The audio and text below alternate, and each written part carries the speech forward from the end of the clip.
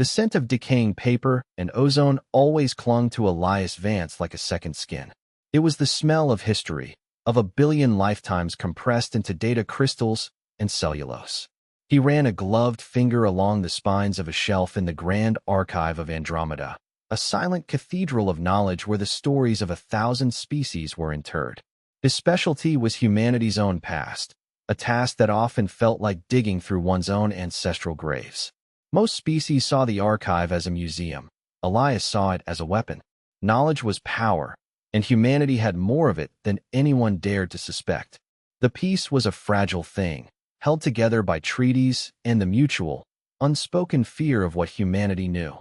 It was a secret they guarded with the ferocity of cornered animals, for they were the first, the oldest, the ones who had watched the first empires rise and fall, who had seen gods die and stars burn out. And they had learned. Oh, how they had learned.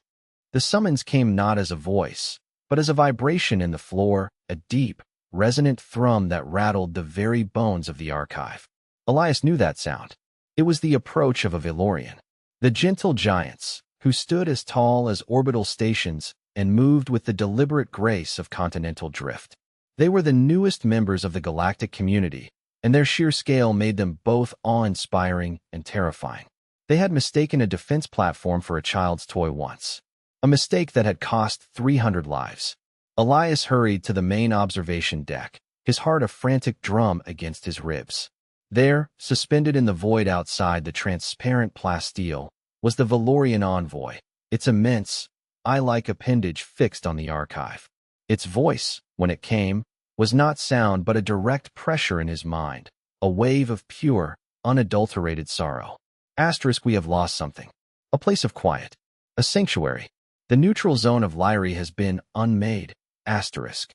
Panic, cold and sharp, sliced through Elias's professional calm. The Lyri neutral zone wasn't just a patch of space. It was the galactic graveyard, a forbidden zone where the shattered husks of ancient warships and the bones of dead gods lay silent. It was a place of immense, untapped power and even greater danger. For it to be unmade was unthinkable. The news feeds were already exploding with conflicting reports. The Craxian hegemony blamed the coalition of free worlds.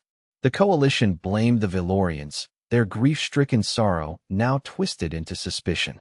Elias watched the accusations fly across the holographic displays, each one a lit fuse on a powder keg. He had seen this movie before, 1,000 times. A misunderstanding, a tragedy, and then the inevitable, pointless war that followed. Only this time, the stakes were higher. This time, humanity wasn't just another player. They were the only ones who knew the truth about what lay in Lyri. Elias's fingers flew across his console, pulling up the deep scan logs from the archive's long-range sensors. The official reports were useless, political noise. He needed the raw data, the unfiltered truth. What he found made the blood drain from his face.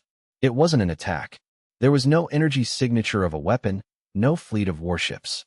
The neutral zone of Lyri had been consumed. Not destroyed, but eaten. A gravitational anomaly, a singularity of unprecedented scale, had simply appeared. And it was growing. A cosmic cancer. The galactic powers were screaming at each other over a symptom, completely blind to the disease. They were preparing to tear each other apart, while a far greater threat consumed the space around them. The Valorians weren't being aggressive. They were mourning the loss of a place of beauty, a silent symphony of stellar remnants that their kind found profoundly moving. Their sorrow was genuine, and their fear was now turning to anger, directed at the wrong target. Kalen, Elias murmured, opening a private, encrypted channel.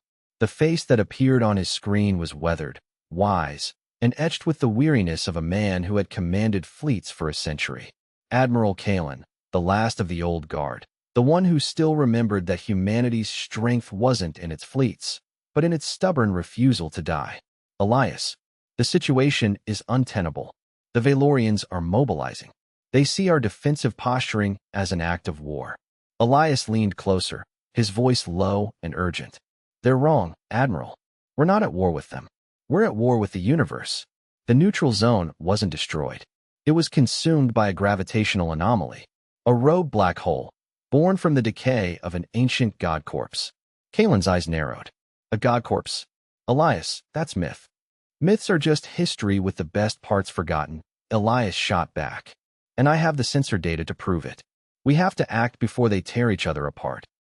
The plan was insane. A suicide mission, really. Elias would be the bait.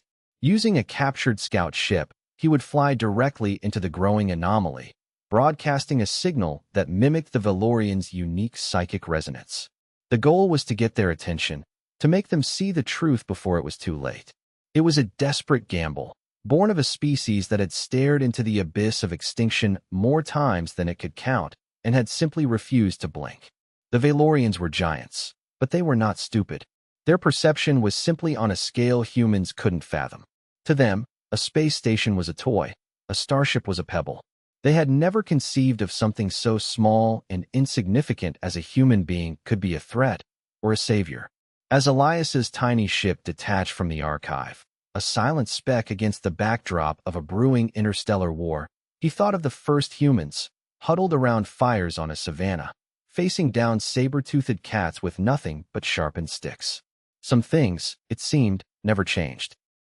The anomaly was a wound in reality, a swirling vortex of absolute blackness, ringed by a halo of accreted light and shredded matter. Elias's ship bucked and screamed as he navigated the chaotic gravitational eddies, the signal amplifier whining at maximum output. He focused, pouring all his will into the broadcast, a desperate psychic shout aimed at the colossal consciousness of the Valorian fleet. Asterisk here. Here is the threat. Asterisk he saw them then, not with his eyes, but with his mind. A Valorian vessel, moving with agonizing slowness, its immense form turning to face him. It wasn't an act of aggression. It was an act of investigation. The giant had finally noticed the pebble.